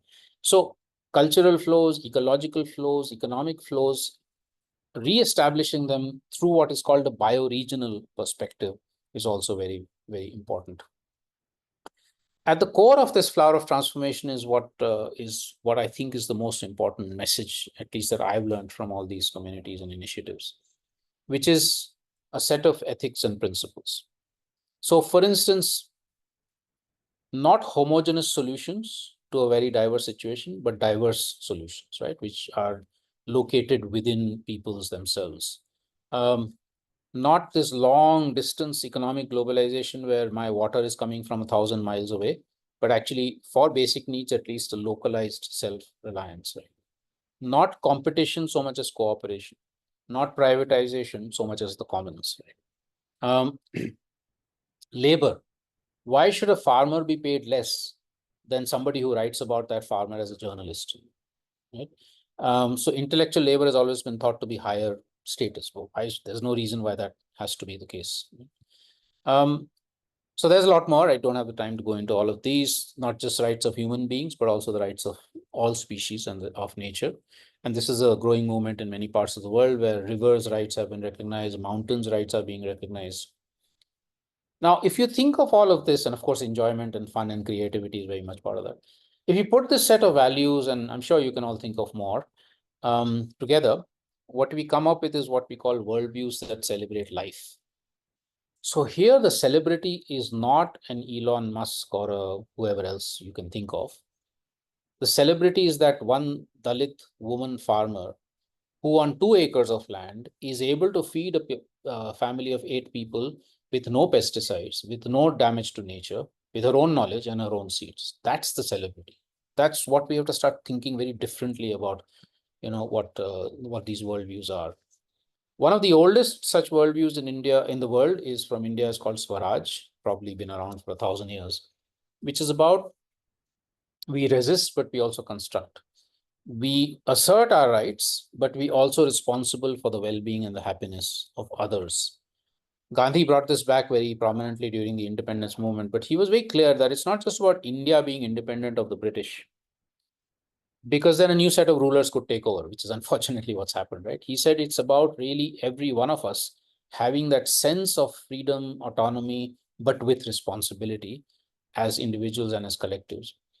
A couple of us have extended that to say that that responsibility needs to extend to other species. So eco-Swaraj, or what could be called radical ecological democracy. Radical democracy, as I said earlier, we're all decision makers on the ground wherever we are as collectives, but we're also responsible to ecology and to other people. So let me finish now in the next 2-3 minutes. There are similar worldviews all across the world. I'll show you a book at the end, which has about 90 or 100 of these. Some of these are very, very old notions from Adivasi indigenous peoples. Some of them are reinterpretations of major religions. That's very important because religions have also become very dogmatic. And we see what's happening right now in India. One religion is trying to push itself over all others. And it's also approaches coming from within the capitalist industrialized West, such as degrowth, ecofeminism. I'm sure you will do more of these during this course.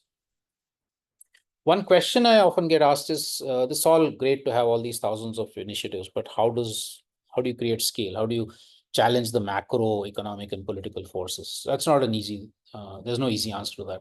But one thing that's very important is that it's not about upscaling. It's not one thing becoming bigger and bigger and bigger and bigger, which is how, unfortunately, corporations work and some NGOs also. It's really about people creating their own solutions, learning from each other, trying it out in their own areas, and then networking horizontally. You create scale by networks, not by one organization becoming bigger and bigger and bigger. So finally, a couple of initiatives we've started, which attempts to try and bring people together so you can create this kind of scale. About 10 years back, we started this process called Vikalp Sangam, or the confluence of alternatives. So all these different sectors that you can see on the slide, people working on these, coming together, learning, sharing, exchanging, collaborating, challenging each other, creating visions of what kind of India we want. There's an ongoing youth Vikalp Sangam process so that young people can actually have their own voice in what kind of future we want for India and the world. Documenting a lot of stories of inspiration and hope. So this website has now about 2,000 such stories, of which I just showed a few. Sorry. And with Vikalp Sangam and many other similar networks across the world, we also have a platform called the GTA, the Global Tapestry of Alternatives, with the same objectives, but at a much more global scale. What can we do as young people? A lot. And that's why I started with the story of what we did when we were in school and college. We should never think of ourselves as being too small. But we need to try and understand how problems are intersecting, how solutions are also intersectional. You can't just work on conservation, you also have to work on social change. You can't just work on gender justice, you also have to work on ecology. So as a student, as an academic, as a young person, as anything in life, actually, we need also to be an activist without fear. If something is going wrong, let's speak up. We know there are problems. We know governments are going to crack down on us, but unless we speak, who is going to speak? Basically, then we're just giving into the system. Communities are as much teachers as those with PhDs. They have incredible knowledge. They have incredible wisdom. And a lot more. I mean, there's a lot that I think we can do in whatever work we're doing, whatever subject we're studying. These are a few books, and I'll put links to these in the chat so you can look at them. They're all available for free PDF download if you don't want to buy them. There's a lot more, a lot of very, very inspiring material available across India and the world, which you can all learn from and join. With that, I'm stopping. I will, as I said, I'll put links in the chat and you can get much more. Thanks a lot. I think we have about 15-20 minutes for a discussion. Thank you, IMPRI, again. Thank you, sir. Thank you so much for such an comprehensive and thought-provoking session. And we truly appreciate your insights. So the floor is now open for Q&A. Please use the raise hand feature or type your questions in the Q&A box, or you can just unmute yourself and speak for yourself. So yeah, if anybody has any questions, you're welcome, please.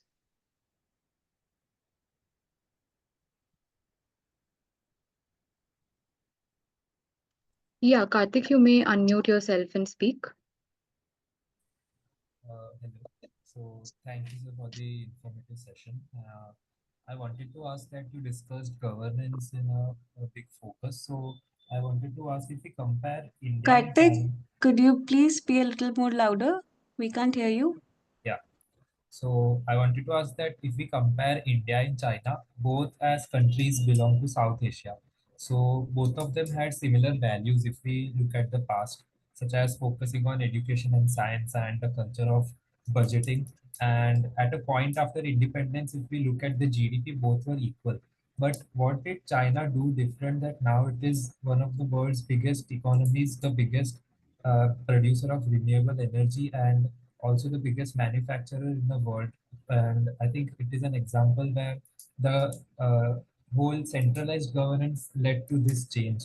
So, how did China win in centralized governance and other countries are not able to do that? Okay, thanks, Karthik. I mean, this requires a much longer response than the time we have. I don't, of course, I'm by no means a China expert. But one important thing is that, look, if you have a centralized, more or less dictatorial form of government, as they have done as a so-called communist country, and you decide on a certain path of action, you're able to achieve that much better than if you were a so-called democratic country where you have to consult and things like that. But what path did they take? Now, the way you're putting it, you sound as if it's very positive. It's not. Actually, if you look at it, China is consuming, like the US and Europe already did, China is now consuming a huge amount of the world's resources and creating one of the world's biggest climate crises in the world, right? So a lot of its resources, natural resources, for instance, used to come and still come from Southeast Asia. Enormous deforestation, displacement of communities. Right now, across Latin America and Africa, they've taken huge areas of land for their economy, displacing local communities and impoverishing those countries and those communities, right? So it's not, they've done it and everybody's clapping, but it is not a sustainable path and it is not an equitable path. It's not a just path of development at all. And I'm glad India didn't follow that, but India is now following exactly the same pattern. It is now doing that. So it is now colonizing. India is now colonizing parts of Africa. We were colonized. We should have learned that we should not be colonizing other parts of the world, but we're now doing that. We are importing huge amounts of palm oil from Southeast Asia, which is destroying rainforests, right? And we are internally colonizing, which China also did. China internally colonized indigenous peoples. Indigenous peoples in China have the worst human rights record that you can think of, right? Nobody talks about it because China doesn't let that information out. The same in India. Our Adivasi populations are exploited, displaced, their lands are taken, their forests are taken away. It's internal colonization. China colonized Taiwan, it colonized Tibet. You see what's happening in Tibet. Tibet was a completely free region. Now it's colonized by China. That biggest dam I was telling you about is coming up in Tibet. So please understand what this process means. Don't only look at indicators of so-called normal development and say, oh, that's great. Incidentally, China also moved. It was the largest single displacement of people ever in world history. Tens of millions of people forcibly uprooted from their rural areas and pushed into industrial zones so that they could create that very cheap labor to create the industrial machine of China, which we think is great. Please look at all of that as sort of things that are hidden under this very glitzy model of what China is. And I hope that India doesn't follow it. It is following some of it, but we need to be able to correct that that path. Otherwise, it's totally unsustainable. It makes no ecological sense. It makes no human rights sense. But so in this case, isn't it China relocating the same displaced community to other places? But I have heard about it that they are displacing the same amount of displaced person to another relocated place and giving the same kind of infrastructure them. So is it right or like? No, it's not. You see, I mean, the thing is that suppose you were one of those people who was in a village and who was kind of more or less self-reliant as a farmer or something like that. Some in comes the government and says, no, we want GDP growth. We're going to pick you up from here and put you in an industrial zone, make you a mass production. If you look at the videos of those mass production workers, 1,000 people doing exactly the same kind of thing every day for 9 or 10 hours a week to produce for that global economy, you would say, sorry, please send me back to my farm and let me do my farming. But they don't have a choice. They can't do it in a dictatorial society, right? So, and if they want then now to be displaced to some other industrial zone or an urbanization zone or a renewable energy. Now look at renewable. I mean, I think Karthik, you mentioned renewable energy. I'm glad you did, because, and again, India is following kind of similar pathway. They have these mega, absolutely huge renewable energy projects, which also need huge amounts of land. They need huge amounts of labor. So now from some parts of China, they're shifting people there so that they can actually create these things. Or like this big dam, they'll need labor, they'll shift. They'll just physically uproot. They have the power to do it. They will physically uproot you and take you somewhere else. What happens to your culture? What happens to your social relationships? What happens to people in your own families left behind? Nobody asks this question. You can't ask it. You get killed in a place like China. Or jailed, right? So it is, do we want development as a process of dictatorship where people don't have a voice? Or do we want development with democracy where people have a voice, where it's messier, it takes longer, but it could actually be much more sustainable? That's the question we have to ask. And what happens to the earth? What happens to the river where that huge dam is coming up? Nobody's asking the dolphins in that river. Nobody's asking any other wildlife there. Nobody's asking the millions of, the thousands of people who will be displaced by that dam. So this is Right, not, sir. I hope we never follow the Chinese model, as I hope we never follow the American, the European model. You know what Gandhiji said about 80 years back, I think 70 years back. Somebody asked him, what do you think of the British model? And he said, God forbid that India follows the same process of development, because India with its population, with that process of development, will wipe the world out like a swarm of locusts. That's actually what Europe and America have done.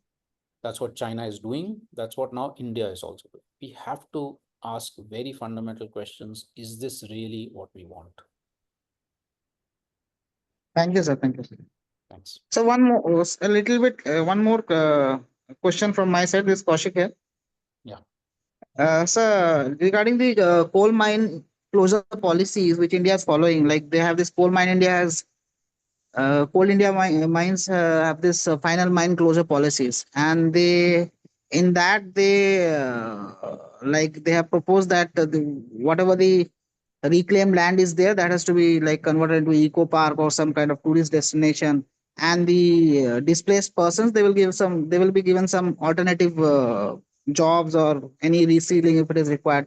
So what is the kind of investments required for this, or is it really happening? Because Coal India says that they have done around 30 kind of such kind of projects where they have like reclaimed that land and beautified it into eco park with alternative jobs to the local people. So is it really happening? Like I've read on reports, but like how much of it is happening on the ground?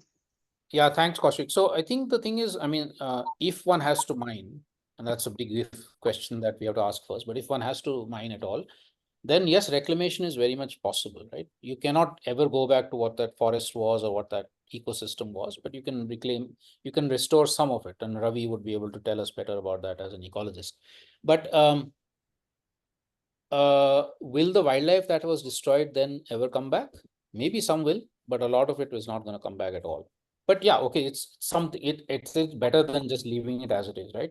Now, so that's one part. I don't know if Coal India's projects on this are successful or not. Somebody else will have to say. I haven't been to them. I know that in the Western Ghats, one or two of the projects of reclamation, where in fact some colleagues of ours were involved, have been fairly successful in bringing back some of the original vegetation and wildlife. Yeah. But the second part of what you said, Kaushik, Yes, Kaushik. Kaushik, yeah, was about giving jobs to the local people. Now, please understand that these are long-term processes. That mine would have been in operation for 20, 30 years. By this time, local populations have probably gone off somewhere else to desperately find whatever jobs they could. What should have happened is that those people should have been employed right from the beginning, that they should have been given alternative livelihoods right from the beginning. And then as the reclamation starts, that also becomes a source of livelihoods. I doubt very much if all of this has happened in most of the mines in India. But again, I'm not an expert. Somebody else may be able to give a better answer to that. All right, sir. Thank you, sir. I think So, Vaibhav wrote in chat that he wants to ask something. yeah, I'm writing an article on that. That's why I thought with your expertise, I can add a little bit insight on, into my article. No, I can give you some contacts of people working on that, but I have not myself worked on it. Okay, okay. Thank you so much, sir. Thank you. So can I ask a question? Yeah. Sorry, I just saw in the chat Vaibhav Sonone, but please, whoever. Sanya, Yes, sir. are you anchoring? Please. Sir, I'm Bhavna. Yes. Sir, when I have been worked in DDS, Deccan Development Society, I have seen the community building and women empowerment. It's like another side of the coin, but mostly in our India, that is not possible. So how can we like have these kind of communities more and more, and how can we this organic farming and also the sustainable development can increase, because we are more leading towards the capitalism, right? India is leading towards the capitalism. Thanks, Bhavna. I think that's a very important question. Um, I I would only say that I'm not quite sure why you say that it's not possible. Now, if you see the DDS and you say you work there, so you would know that their situation was amongst the worst in any community in India, no, as Dalit women, right? But I can give you dozens of examples where women have come out of situations of patriarchy and casteism, caste discrimination, to create these sorts of solutions. I mean, lots of examples all across India. So it's very much possible. What we need is two or three things. We need, for women who are trying desperately, sort of struggling on this, to actually connect to where women have already done this, so that they can get inspired, they can find out what are the solutions, how did they do it, how did they overcome the hurdles. That's one. Secondly, we need support from civil society and, if possible, from government to women who want to do this and are finding it difficult. So some of the constitutional and legal provisions in India are actually positive. They do provide women that kind of space if it's possible to use it. And civil society has also been very important in helping to empower women to do this. I think if we do this kind of stuff, it's very much possible for whether it's women or it's Dalits or it's Adivasis, whoever has been traditionally marginalized in India, it's very possible for them to actually create these solutions and sustain their livelihoods and create much more dignity in their lives, like the DDS women have done. So I don't see any reason why that's not possible. It's difficult, but very, very possible. But we all need to be able to support it. We need to write about these things. We need to do outreach. We need to tell these stories to people so that they get inspired. And we need to put pressure on governments to be able to create the right policies of supporting such initiatives. Hi, Sania, if time permits, shall I go? Yeah, Vaibhav, please go ahead. Yeah, thank you very much. Thank you, Ashish sir. Actually, it is a privilege to listen you again after the Azim Premji University. So presently, I'm in Madhya Pradesh in Mandla. I actually.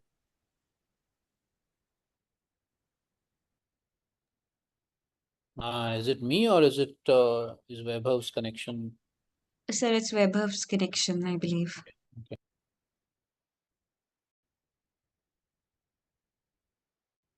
Can I proceed with my question? वैभव आपको सुनाई नहीं दे रहा है हमें. आप video बंद कर दीजिए. Maybe that might be better.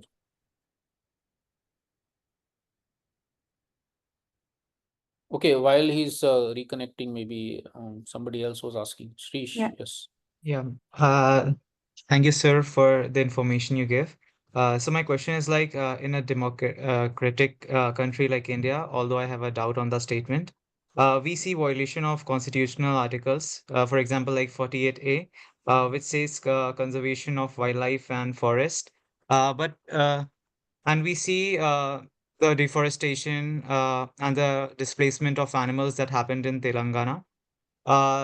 So we as young activists of climate activists, what we can do to save these articles and to save Yeah. the forest and the wildlife. Thanks, Shrish. I mean, this is why I put up that slide about what we can do as young people, or as anybody for that matter. There are 5-6 things we can do. Firstly, I think we have to continue exposing the destruction that's taking place. It was good that what was happening in Andhra Pradesh, for instance, got a lot of coverage. Unfortunately, we don't get the same coverage for a lot of other things happening in other states. Right now, for instance, I have a petition going on in the National Green Tribunal against this very crazy in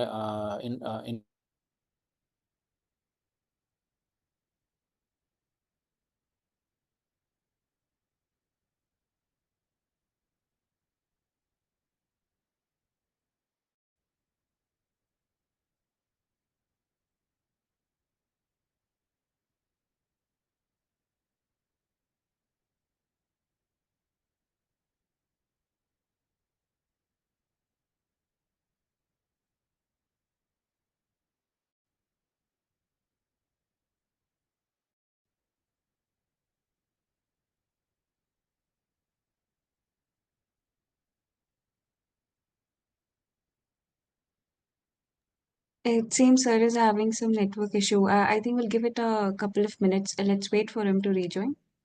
And yeah, so Shrish Pandey's question is ongoing, and we'll take a last question from Vaibhav, and then I think we'll conclude the session.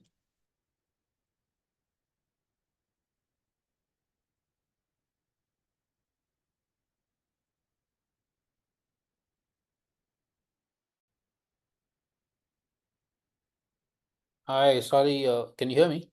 Yeah, sir. We can hear you now. My lights just went off, so you're not going to be able to see me. Maybe just my screen. It's okay, sir. Yeah. Let me just quickly respond to what Shrish was asking. Yeah, Shrish. So yeah, quickly, because I think we're running out of time. Firstly, as I said, it's very important for us to expose what's going on, right? So, and I was saying that I think it was good that there was so much lights are back, so much coverage of what was happening in Andhra Pradesh, but we need similar coverage for things happening elsewhere also, right? Now, I am fighting a case right now against this infrastructure project in Nicobar, which is crazy. It's going to destroy 130 square kilometers. I mean, what's happening in Andhra Pradesh is nothing compared to what's going to happen in Nicobar. But there's very little voice about it. You don't hear so much outrage as one should. So document and make people aware of what's happening. That's one. Secondly, join organizations or create an organization that can actually stand up and protest. Whether it's physical actions on the ground, like what the students did there, or what going back to the Chipko movement long back, or it is other forms of protest, media coverage, writing petitions and protests to the authorities and so on. Third, legal action. We still fortunately have some independent judiciary, only some. Most of it is gone, but some is still there. And so taking it to the National Green Tribunal or other, high courts and Supreme Court. So legal action is very important. Fourth, generating international solidarity where it's appropriate, to be able to create a more global voice against what is happening. So there's many things we can, if we are, for instance, researchers, we can actually go and do independent research, because what tends to happen is that all of these projects get environmental clearance through research which is shoddy and sold out, right? It is done in such a way that it says, oh, everything is okay with the project. But we can do our own independent research and show, no, actual impact of this project will be this, right? And that is that kind of independent citizen science and citizens' knowledge is also very important. So there's many things, Shrish, that one can do. But most important, I would say, please don't be scared.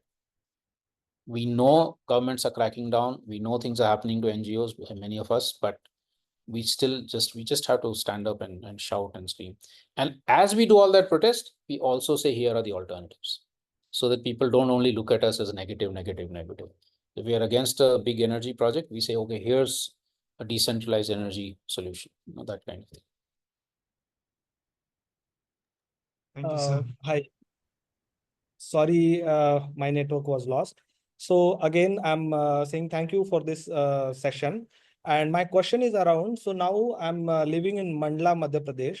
And after the Sardar Sarovar Dam, after the Bargi Dam, and after the Tawa Dam, so basically the Narmada Development Project, where you people, you, Medha and all people actually started this movement. And I think now we are the generation who are suffering for this. So in my district, actually, the Basania project is new dam in the Narmada development project is going to schedule. So we are in a very much struggle that some news are coming, some any information from the bureaucrats are coming, but we didn't get any clear information about it, that is this dam are canceling, the government is canceling this project or not. So like you shared all these things, like how to fight against it through the protest, through the legal action, through the research and all. But especially with this Narmada development project, if you have any kind of information regarding this, that our government, because due to the Sardar Sarovar Dam and due to the Narmada Bachao movement, all these things, all this discourse happened from last 30 years. So what is the status of this Narmada development project now? And if the government is continuing this project, then surely we will take your help to Yeah, actually. Vaibhav, sorry. Yeah, I understood. Thanks a lot. So I last few years I've not been so directly in touch with the Narmada Valley, but I can certainly put you in touch. You might already be in connection with some of the NBA people. I can put you in touch with them. The most important step right now, if you haven't already done it, is to file RTI applications asking for the latest current information on the dam that you're talking about. What is the status? Has it got environmental clearance? What is the potential impacts on people, etc.? All that. That's something you can ask through RTI. And if you don't get it, you can go on appeal, and then that's one thing. Secondly, if you're in touch with NBA, but also the National Alliance of People's Movements, they can help you to raise a voice, right? Maybe you're already doing some of this, so I don't know. I'm just mentioning things. NAPM can help you to raise a more national voice or local plus national voice on this. And finally, of course, the most important thing would be people power. So people like you, but also others in that area who are concerned, being able to mobilize as an organization or as a movement to be able to raise that voice. So it's a combination of these 3-4 things that will have to be tried. Please be aware that despite all of this, as you know, the Narmada movement was not able to succeed in stopping Sardar Sarovar or Narmada Sagar.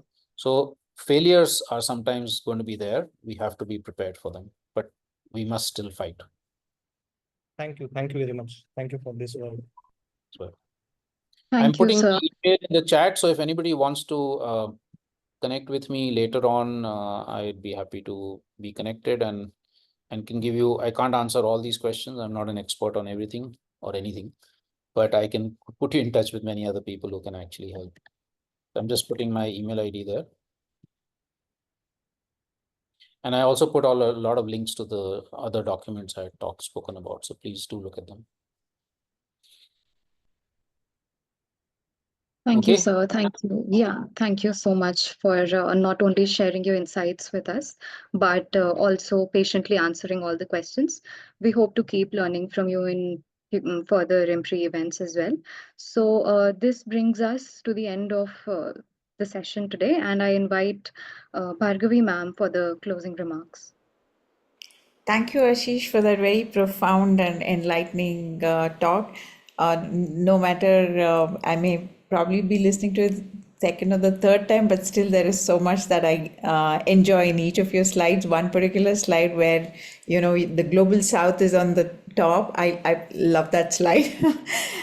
And yes, you definitely highlighted so many things which are very important. And I love the last line that you said that, we must still fight. Yes, not everything is a success, but we continue to fight. I think the fight slows down the projects quite a bit. I gain a lot of happiness from those little things. There are lots of delays caused in the project because of these kind of fights, and that is very important. Because we are not fighting small things, you're fighting really big things and big corporations, big investments. So these fights are worth it. And at the end of the day, when future generations turn up and say, why didn't you do something? We do have answers saying that, no, there was something that was done. And somebody had to stand up and say, no, somebody had to stand up and, hold the decision makers accountable. So I think that process is also very important in this. And thank you for highlighting that. So with that, thanks again. And this has been a great start to this 3-month course. Thank you so much. Over to Thanks a lot, and all the best for the next 3 months. I'm sure there's going to be a lot of excitement. Yeah. Thank you. Zindabad. Namaste. Thank you, ma'am. Thank you, sir. So, with this, I proceed to the formal vote of thanks. As we come to the end of day one of EPAYF and Women Policy and Action Youth Fellowship Cohort 2.0, an online international summer school program, a 2-month online immersive introductory leadership certificate training fellowship program, I, Sanya Verma, researcher at IMPRI Impact and Policy Research Institute, would like to propose the formal vote of thanks on behalf of IMPRI New Delhi. We are grateful to our experts for the day one session, Mr. Ashish Kothari ji, for taking out their valuable time and allowing us to learn from this online certificate program. We thank our chair, Ms. Bhargavi S Rao ji, for convening the session, and we thank all of our participants who have raised pertinent questions and actively participated in today's deliberation.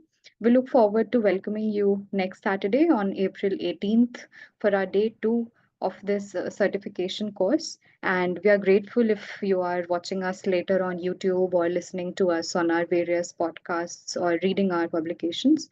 We hope you continue to join in our IMPRI web policy talk and web policy learning. Wishing you a good day. Thank you. Thank you. Good night. Thank you, ma'am.